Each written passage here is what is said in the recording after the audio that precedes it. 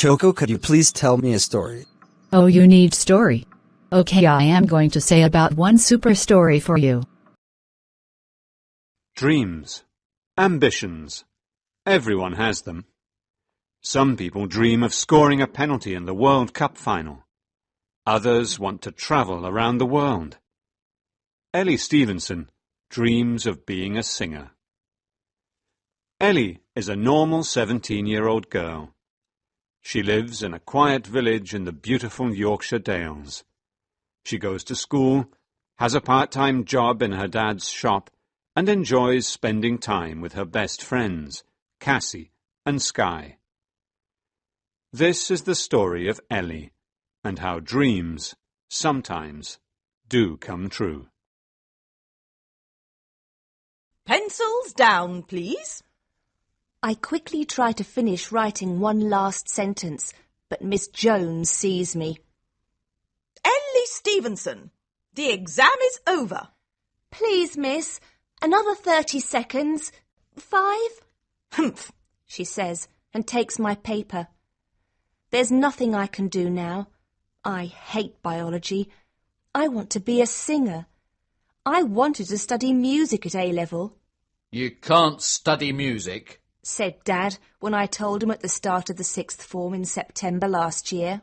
If you want a good career, you need to study science. He's right.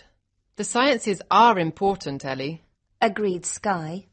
I'm going to study chemistry, biology, physics and maths. Boring. Why don't you study French like me? Suggested Cassie, my other best friend. Mr. Lake, the French teacher, is gorgeous. I never told anyone about my dream after that.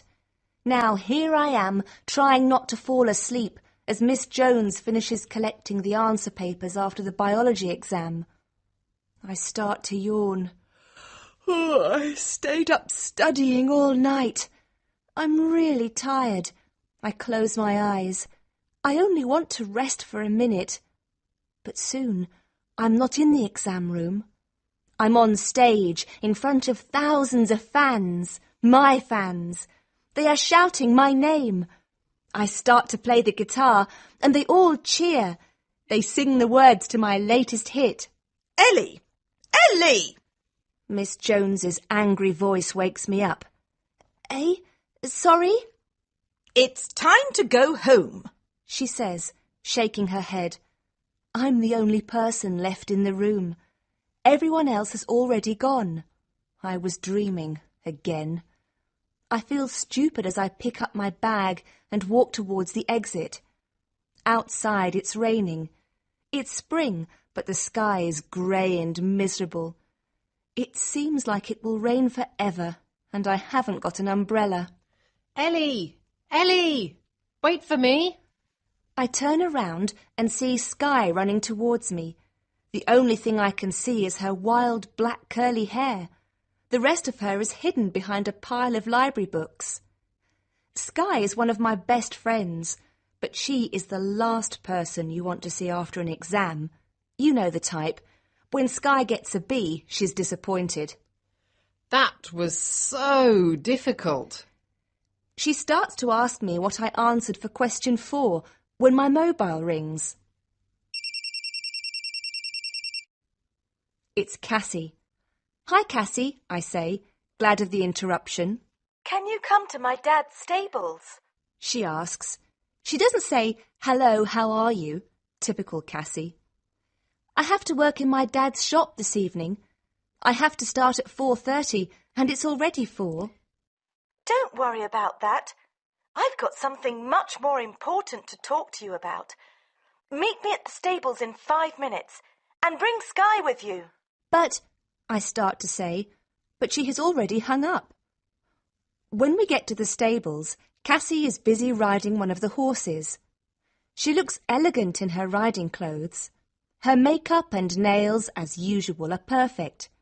She finishes one final lap and then climbs down from her handsome black horse. Good, you're here. Now, I've got a surprise for you both. You know, my dad asked me what I wanted for a present after studying hard for the exams at the end of the first year. Sky starts to laugh. Cassie has never studied for an exam in her life. Everyone knows that. Everyone except Cassie's dad. Well, here it is. What do you think? She gives us each a piece of paper with a smile. Tickets. There is a silence as we read. Glastonbury Festival. No, it can't be. I read it again, just to be sure. Glastonbury. I can't believe it.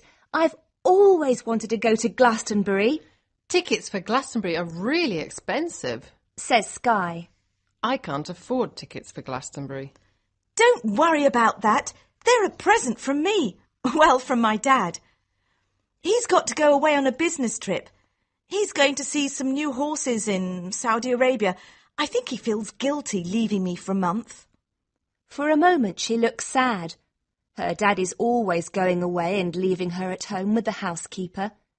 Suddenly I have a horrible thought. Dad, he'll never let me go.